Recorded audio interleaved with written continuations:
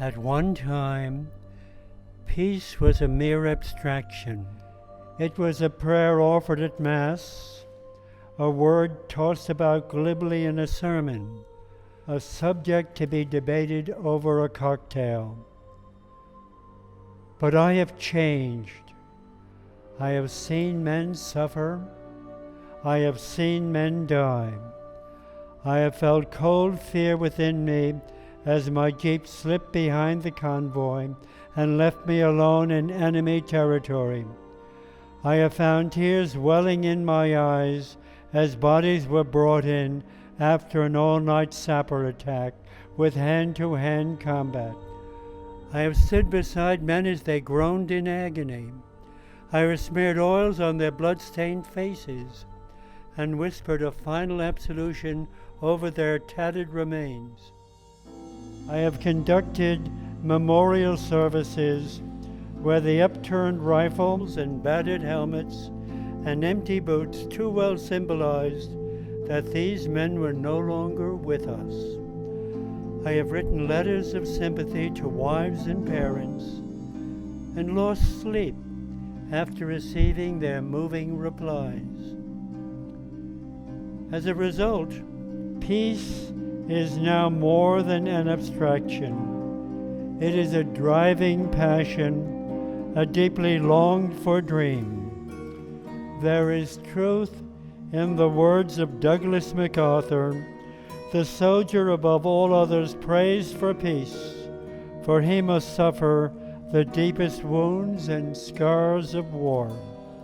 One young soldier expressed it well. Our unit had been ambushed by a well-camouflaged and heavily armed enemy. He hit us with B-40s and mortars and small arms, while we responded with machine guns firing away on full automatic. As shells exploded and bullets zinged overhead, the trooper whispered to me, "This is a hell of a way to settle an argument." Yes, war is that a hell of a way to settle an argument. It is not a Hollywood thriller with John Wayne heroics, machine guns blazing as the hero rappels through a sea of bullets like Christ walking on the water. Nor is it necessarily a young patriot dying for his country, though it often can be that. Nor is it winning medals or making headlines.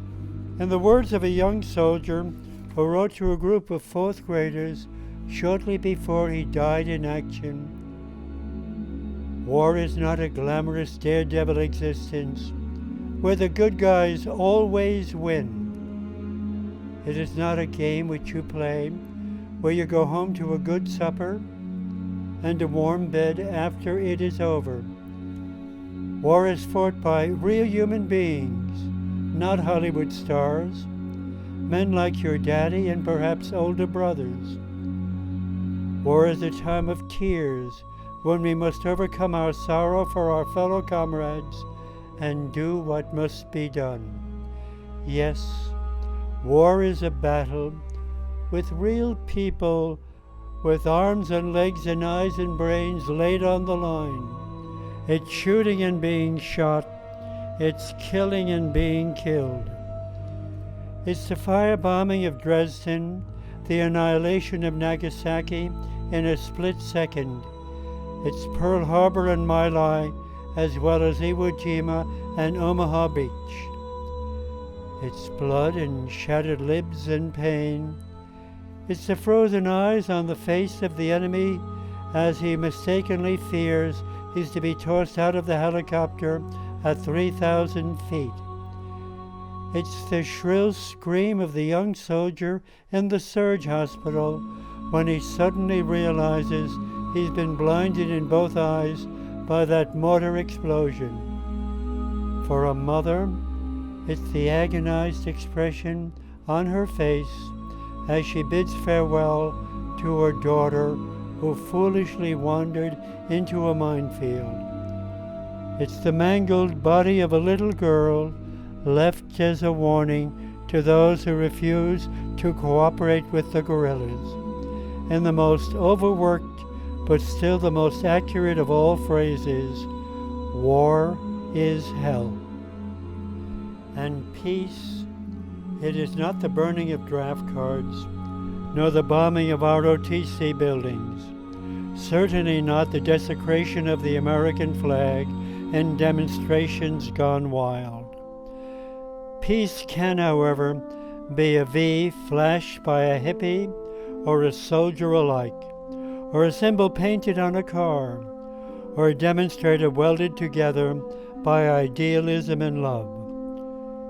Traditionally, peace has been sensed in lazy snowflakes falling on a virgin forest. It's been felt in the clear, still night air of the Arctic winter as the northern lights dance carefully overhead. It's been heard in the peal of church bells ringing out in a small country village. It's been inhaled in the crisp morning fog that rolls across the countryside and envelops mountains and forests in a cloud of fluffy white. It's been communicated in the innocent smile of a child, completely open to the world. It's been sensed in the joyful pregnancy of a young mother filled with the expectancy of new life. It's been romanticized in the innocence of young lovers walking hand in hand through the woods, the future before them lined with roses. To a soldier in the battlefield, peace is sleeping soundly through the night without a single incoming shell.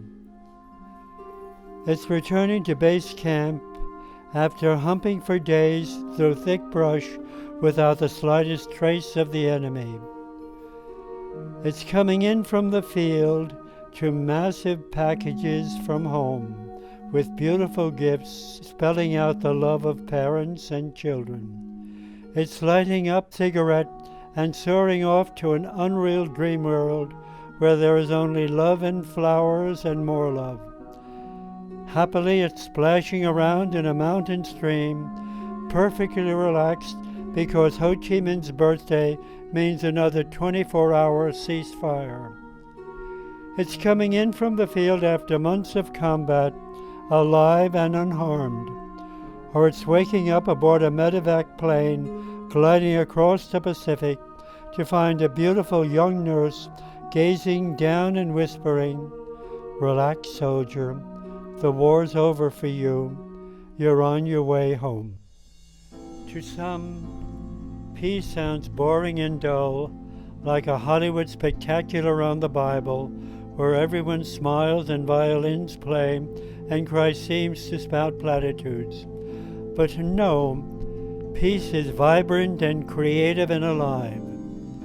It can be as innocent as brother and sister playing together along the shoreline, dodging the waves that roll in and wipe away their sandcastle. It can be as idealistic as black and white, Puerto Rican and Filipino, working together and living together as fellow human persons. It can be as harsh as the frantic scream of the siren on a police car as it escorts the Pope's limousine through the rush hour traffic of Midtown Manhattan. It can be as violent as the roar of machine guns as a covering field of fire explodes in every direction to allow the medevac chopper to glide safely away from the contact area with its heavy load of injured troops. No, peace is not dull or lifeless. It is creative and alive, elusive but worth searching for, yes, life-giving, but at times even worth dying for. It is Dr. Tom Dooley leaving father and mother and homeland and settling in the jungles of Laos to bring the blessings of modern medicine to 15th century people. It's Mother Teresa and Archbishop Helder Camara inspiring all Americans to reach out to the poorest of the poor. It's Cesar Chavez battling economic giants and government bureaucrats with hunger fasts and boycotts and pleas for nonviolence.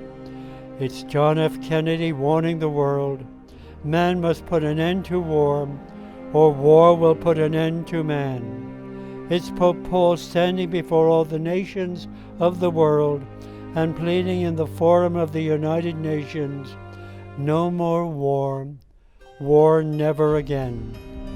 It's America sending 500,000 of its youngsters overseas, dressed not in the khaki of the military, but in the varied colors of the Peace Corps, armed not with machine guns and tanks, but with slide rulers and bulldozers, dedicated not to search and destroy, but to rebuild bridges and burnt-out buildings.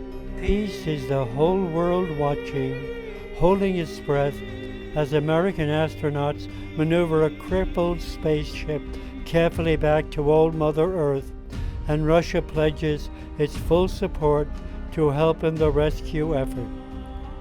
Peace is the shalom of the Jewish rabbi. It is the pax of the Catholic priest. It's the lull that settles on the battlefield as men cluster around the altar for a field mass. And it's the dynamic energy that goes forth as men, now aware of its meaning, exchange the kiss of peace and welcome the Prince of Peace into their hearts. And for those who have given their lives because brother has not lived at peace with his brother, peace, please God, is relaxing on a mountaintop and the Elysian fields of paradise, and swapping war stories over a can of cold beer. Jew and Nazi reminiscing together, American and North Vietnamese outdoing one another in their tales of daring. In a simple phrase, on Christmas Eve each year, the Air Force radio station at Thule, Greenland, breaks into its regular programming of music and small talk to make a startling announcement in the form of a news flash. An unidentified flying object has been spotted moving south from the pole. All of North America has been put on special alert. Fighter interceptors are already on the way to intercept this intruder from the north. Throughout the course of the evening, the music is frequently interrupted by brief news flashes which plot the path of the unidentified intruder, as well as the attempts of the Air Force to intercept him. Then, as the clock strikes midnight and Christmas descends on the world, a newsflash joyfully announces, "The fighter interceptors have just made contact with our unknown traveler. The object has been identified as a caravan of sleds pulled through the sky by 7 reindeer and loaded down with gifts. The driver is a jolly old man with long white whiskers. He is dressed in a red suit. His name Santa Claus. NORAD at headquarters have lifted the alert. Santa Claus has been given full clearance to proceed on his way to the States, and the fighter interceptors have been ordered to act as his escort." Now, at this present time, as a New Yorker deeply involved in the tragedy of 9/11 from its first day, with the lives of thousands of Americans lost, people from all over the world as well, peace is the dream that someday soon the only row of due lines and alert procedures and fighter interceptors will be to escort Santa Claus safely through the skies every Christmas Eve.